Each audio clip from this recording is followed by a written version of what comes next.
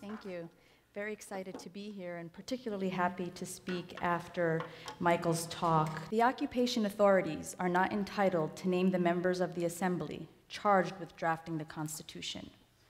There is no guarantee that such a convention will draft a constitution which upholds the Iraqi people's interests and expresses their national identity.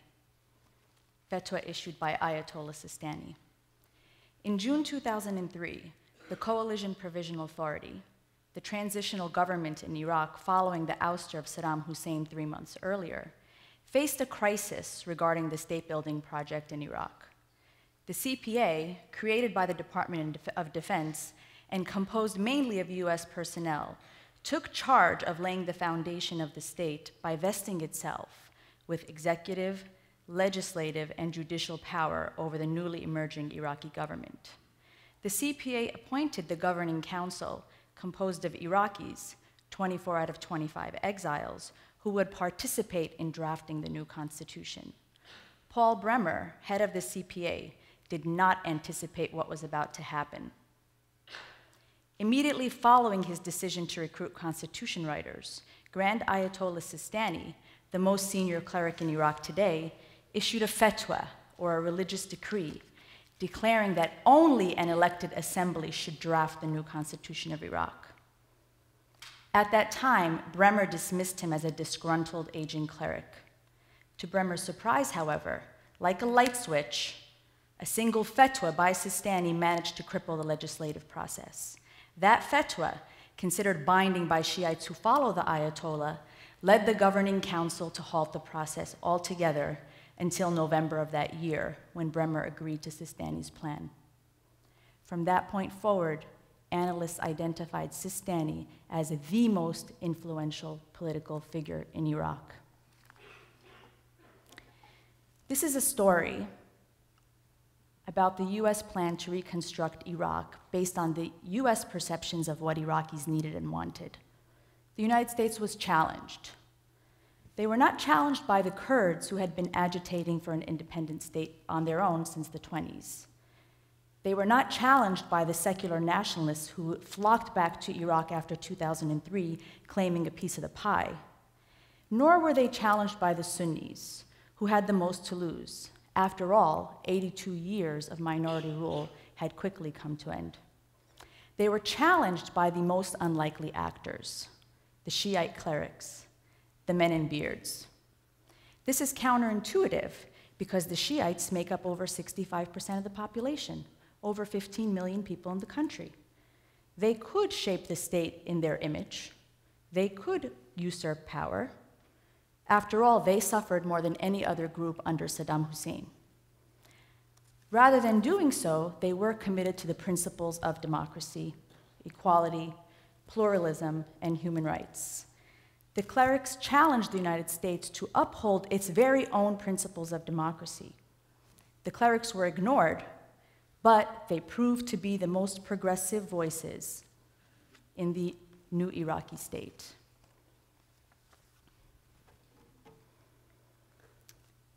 If you look at a map of Iraq, the US plans for reconstruction were based on this tripartite. It is the classic artificiality of Iraq example, where you see the northern province of Mosul, typically considered the home to Kurds, Baghdad to Sunnis, and Basra to the Shiites of the south. And this artificiality of Iraq, like the rest of the modern Middle East, where we hear these stories of Winston Churchill crafting the state after a liquid lunch, if you know what I mean, and sometimes drawing lines in a sort of a zigzag, crooked. The idea, though, is that the Iraqi state, like the rest of the Middle East, is artificial.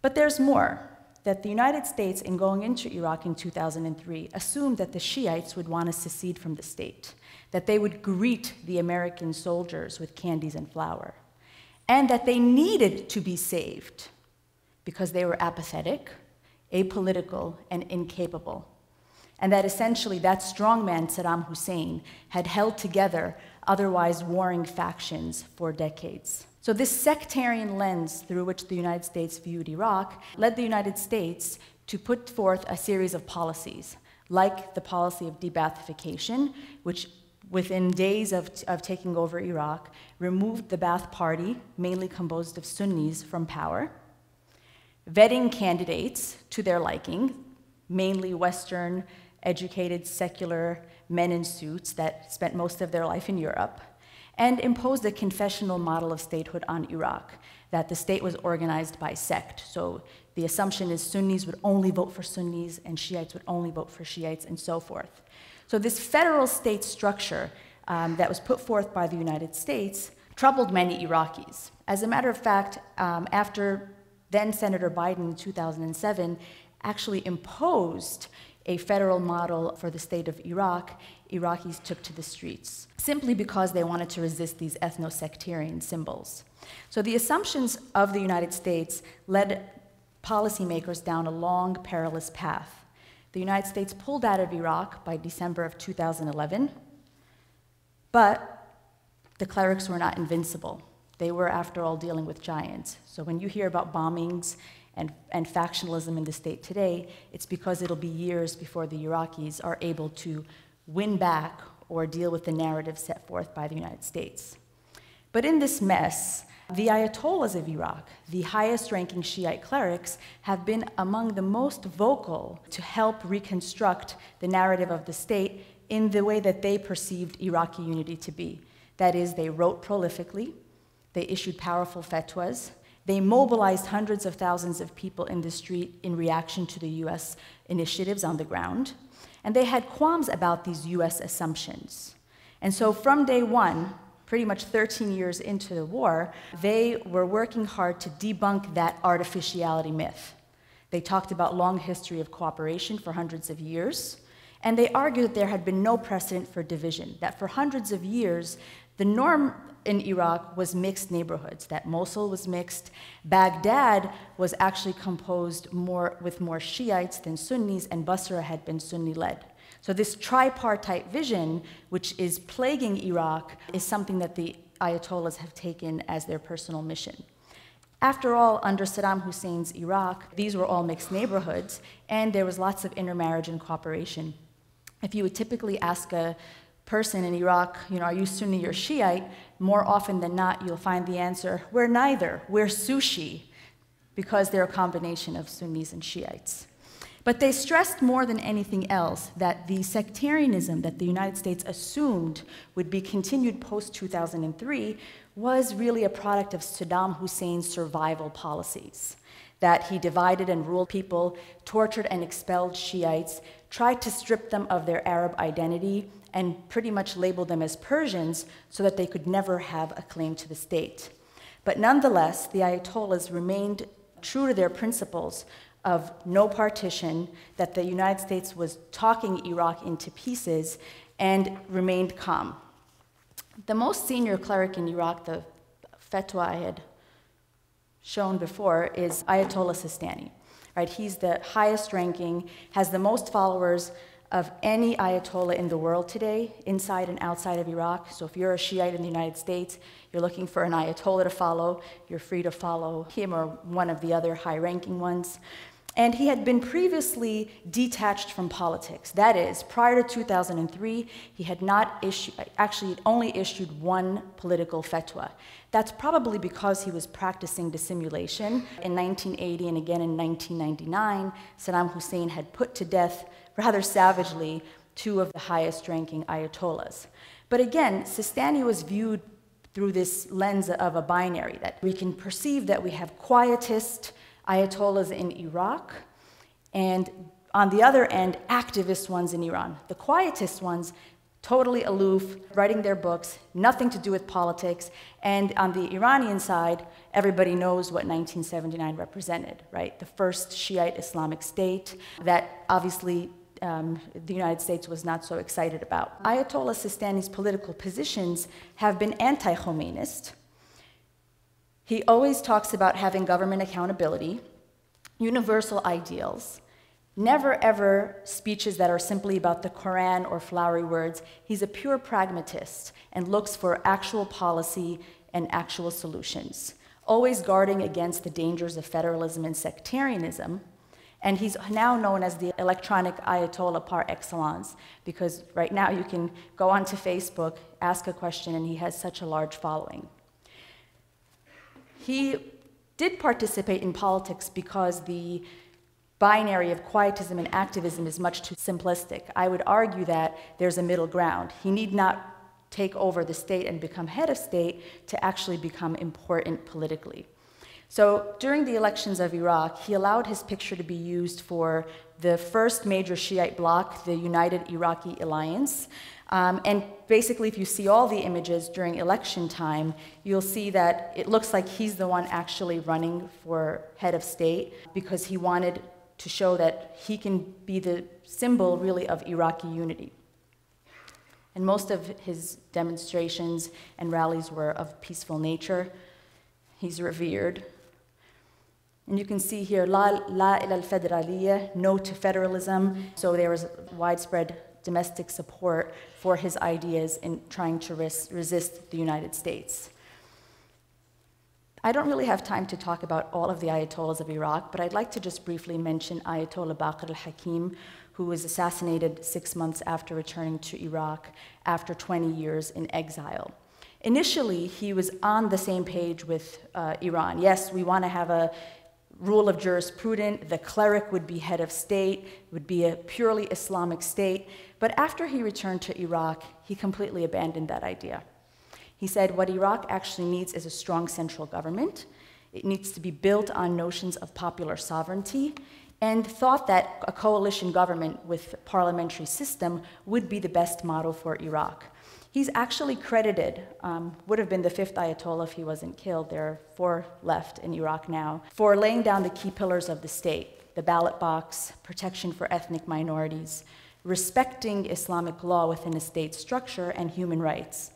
And he even refined the position of the Grand Ayatollah to account for a separation where one can conceive of a Grand Ayatollah who runs religious affairs and one that has a purely political role under a democratically elected state.